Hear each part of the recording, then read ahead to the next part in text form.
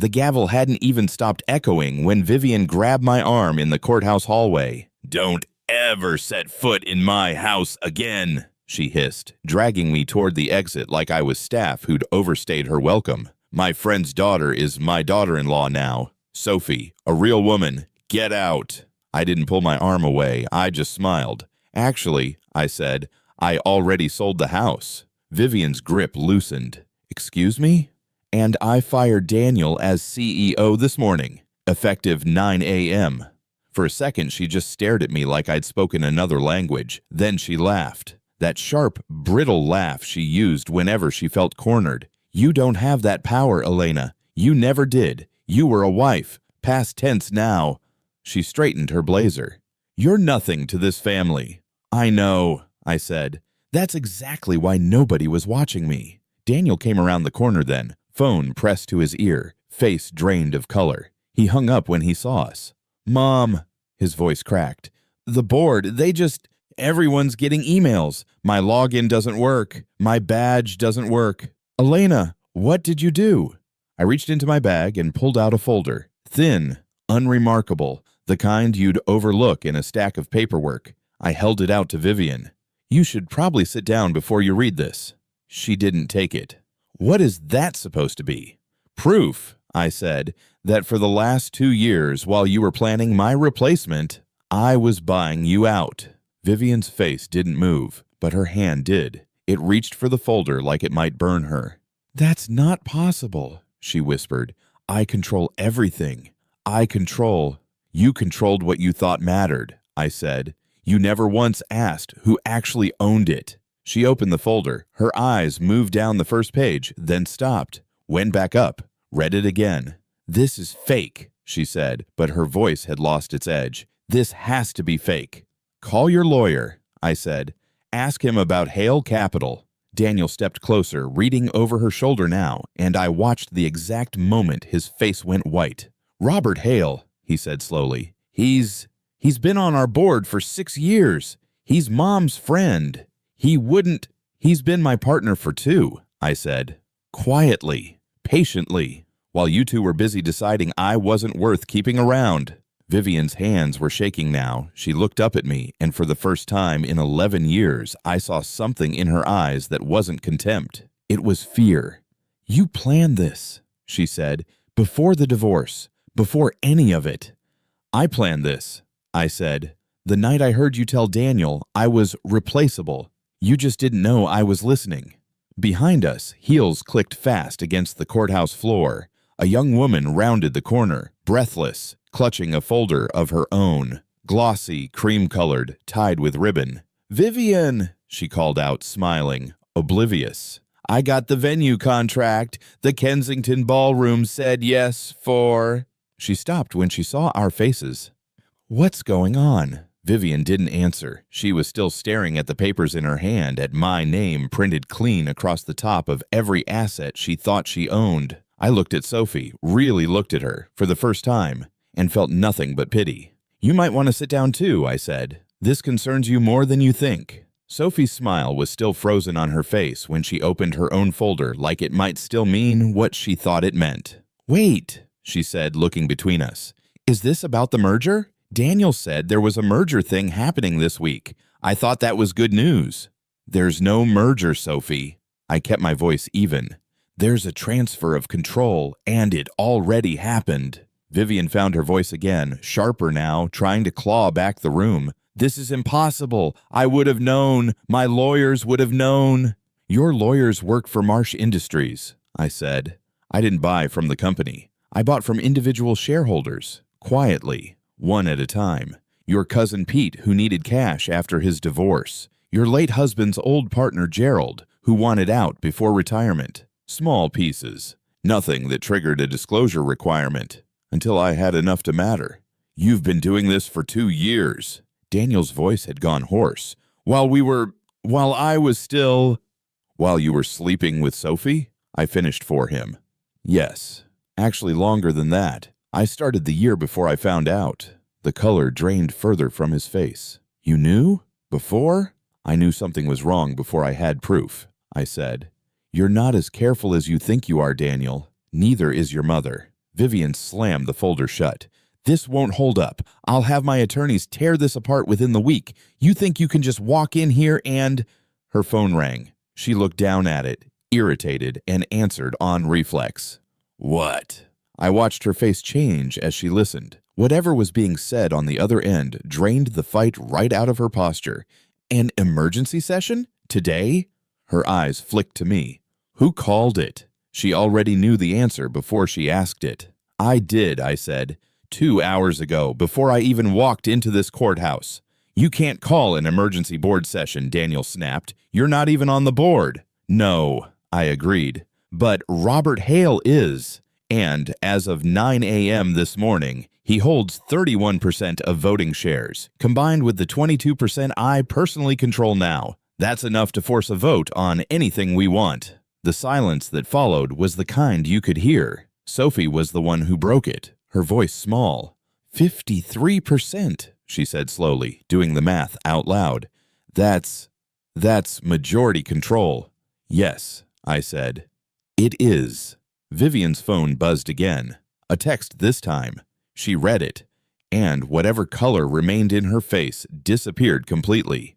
They've locked the executive floor, she whispered. Security's already changed the codes. Daniel grabbed for her phone like he could undo it by looking harder. This isn't real. This isn't… Mom, tell her this isn't real. But Vivian wasn't looking at him anymore. She was looking at me, and for the first time she asked a question instead of giving an order.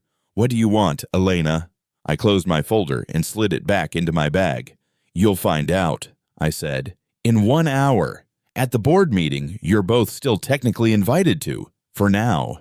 I turned to leave. Sophie caught my sleeve, desperate. Wait, please. What happens to me? I looked down at her hand on my arm, then back up at her face. That depends, I said, on whether you knew what he was before or after you said yes to marrying into this family. She didn't answer. She didn't need to. Her silence told me everything. Behind us, Vivian's phone rang a third time. She answered with a shaking hand. Yes, this is Vivian Marsh. A pause. Her knees nearly buckled. What do you mean the house is already listed as sold? The boardroom on the 40th floor had gone quiet by the time we arrived. The kind of quiet that comes right before something breaks. Robert Hale was already seated at the head of the table. 61 years old, silver-haired, the kind of calm that made powerful men nervous. He nodded at me once as I walked in, then looked at Vivian like he was seeing an old photograph he no longer recognized. Robert! Vivian's voice cracked on his name. Tell me this is some kind of misunderstanding. It's not, Viv. He said it gently, which somehow made it worse. I've been meaning to have this conversation with you for a year. I just didn't expect it to happen like this. You've been on my side for 6 years. Her hands gripped the back of a chair. You sat at my dinner table. You held my husband's hand when he was dying. I did, Robert said. And I watched what this family did to the one person who actually kept this company alive while your husband was sick and your son was busy failing upward. He glanced at Daniel. No offense. Massive offense, Daniel muttered, sinking into a chair like his legs had given out. Vivian turned back to me, and I watched her try one last angle, the one that had worked on me for 11 years. Her voice softened, wounded, maternal.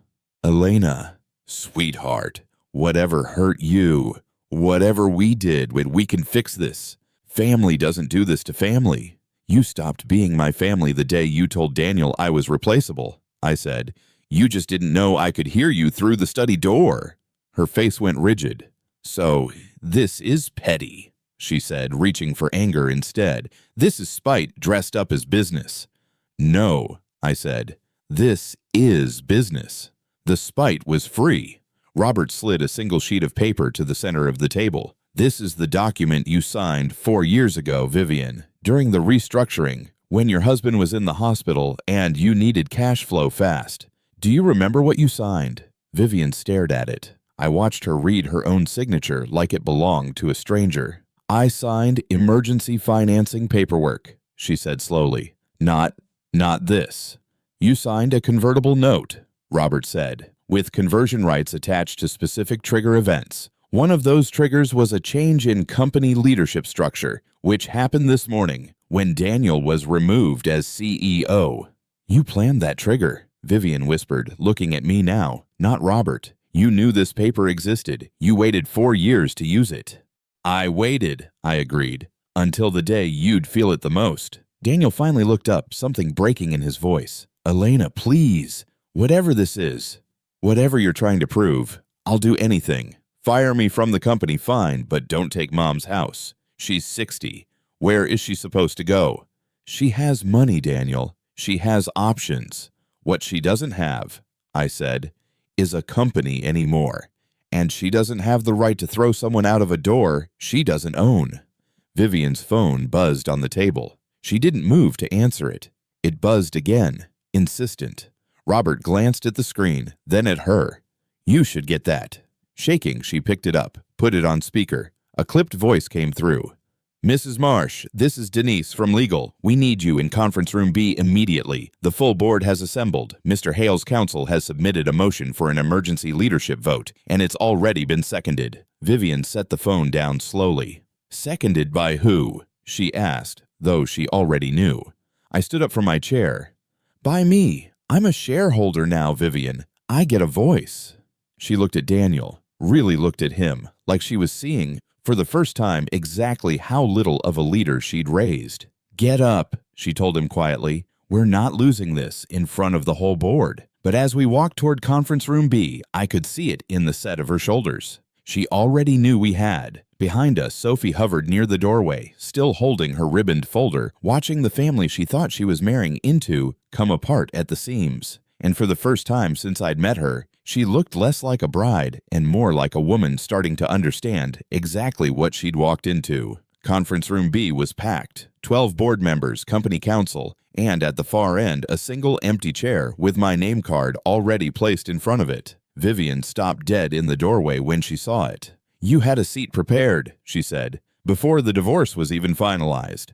I had a lot of things prepared, I said, taking my seat. The chairman, an older man named Whitfield, who'd been on the board since before I married into this family, cleared his throat. Let's begin. This session was called to address an emergency motion regarding executive leadership, prompted by a documented shift in majority voting control. This is insane, Daniel said, standing. I built half of what this company is today. You inherited half of what this company is today, Robert said flatly, and ran the other half into a loss for 3 consecutive quarters. There are minutes documenting every meeting you missed, Daniel. Every deadline Elena covered for you without credit. Daniel's mouth opened, then closed. Whitfield continued. Ms. Marsh, Elena, as the party who currently holds combined controlling interest alongside Mr. Hale, the floor is yours if you'd like to speak to the motion. I stood. Every eye in the room turned to me. The woman who, 3 years ago, sat silently in the back of these meetings taking notes for her husband because Vivian said a CFO's wife shouldn't overshadow the CEO. I'm not here for revenge, I said. I know that's what it looks like, but I spent 9 years building this company's financial backbone while being told I was lucky to be included in these rooms at all. I watched Daniel get credit for strategy I wrote. I watched Vivian make decisions that nearly bankrupted us twice, and I fixed both, quietly, because that's what I was trained to do. Disappear into the results. I looked at Daniel. I'm not angry that you cheated. People make terrible choices. I'm angry that you and your mother decided, the moment I stopped being useful to your image, that I was disposable. So I made sure you'd learn exactly how indispensable I actually was. Whitfield nodded slowly. The motion on the table, to formally remove Daniel Marsh as Chief Executive Officer, effective immediately, and to install an interim leadership structure pending a permanent appointment. All in favor. Hands rose around the table. Roberts, 6 others. Then, silently, 2 more board members, Opbans, who'd clearly already made up their minds before walking in. 9 in favor, Whitfield said. Motion passes. Daniel sat back down like the air had left him completely. Vivian shot to her feet. This is a coup. This is an outright coup, and I will contest every signature on that note in court. You're welcome to try, Robert said calmly. But I'd remind you that contesting it means opening discovery on how the funds were used. including the $800,000 transferred to Sophie's family business 2 months before your son filed for divorce. The room went still. Sophie, who'd been standing quietly near the wall, went rigid. "What is he talking about?" she asked, looking at Vivian. "Vivian, what is he talking about?" Vivian didn't answer. Her jaw was clenched so tight I could see the muscle working. "You didn't tell her," I said slowly, understanding hitting me at the same moment it hit Sophie. "You paid her family to make sure she stayed quiet and stayed available. This wasn't love, Sophie. This was arranged, and you were the last one to know it." Sophie's folder slipped from her hands, papers scattering across the floor. The venue contract, the flower arrangements, a future that had just evaporated in front of 13 witnesses. "I need to sit down," she said quietly, and did, right there on the floor, back against the wall, staring at nothing. Whitfield cleared his throat again, clearly eager to keep the meeting moving. "Given the vote, we'll need to discuss interim leadership. Mr. Hale, do you have a recommendation?" Robert looked at me. "I do," he said. "Elena Marsh, effective today." Vivian let out a short, disbelieving laugh, but there was no strength behind it anymore. Just the sound of someone watching the last piece of ground disappear beneath her feet. "You're going to run my husband's company," she said. "No," I said. "I'm going to run my company. Your husband's name is still on the building. That's all he gets to keep."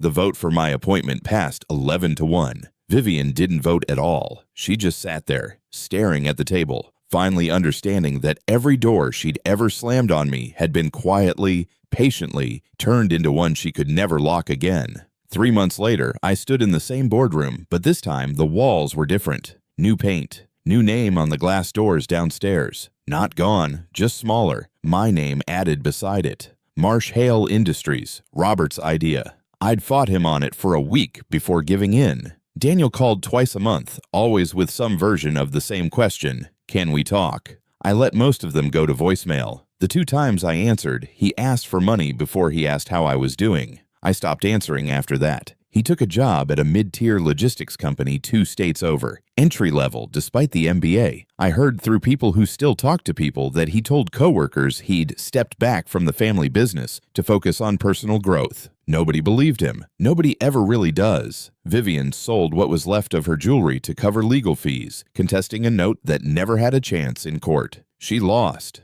She moved into a condo half the size of the house she used to throw me out of, and as far as I know, she still tells people at her country club that I manipulated her son. I let her have that story. It cost me nothing. Sophie surprised me. She didn't disappear quietly like I expected. She called me, actually called, about 6 weeks after that board meeting. "I didn't know," she said, "about the money, about any of it. I know you probably don't believe me." "I believe you," I told her. "That doesn't mean it didn't cost you something to find out this way." She asked, hesitantly, if there might ever be an opening at the company. "Entry level, nothing given," she said. "Just a chance to prove she wasn't what her name got tangled up in." I thought about it for a long time. Eventually, I said yes, not out of guilt, because she'd been a pawn too, and pawns deserve a second move if they're willing to earn it. Robert retired formally that spring, staying on as an advisor, mostly so he could tell people at dinner parties that he'd helped engineer the greatest boardroom turnaround in the company's history. I let him have that story too. He'd earned it. Late one evening, working alone in the office that used to have Daniel's name on the door, I found the old folder in the bottom of my desk drawer, the one I'd handed Vivian on the courthouse steps. I hadn't looked at it since. I didn't feel triumphant looking at it. I felt something quieter, steadier. For 11 years, I'd been told my worth was tied to a last name, a marriage, a family that never once saw me as anything but useful. I hadn't torn them down to prove I was strong. I'd done it to remember I always had been. I closed the drawer, turned off the desk lamp, and for the first time in over a decade, walked out of that building not as anyone's wife, anyone's daughter-in-law, or anyone's afterthought, just as myself.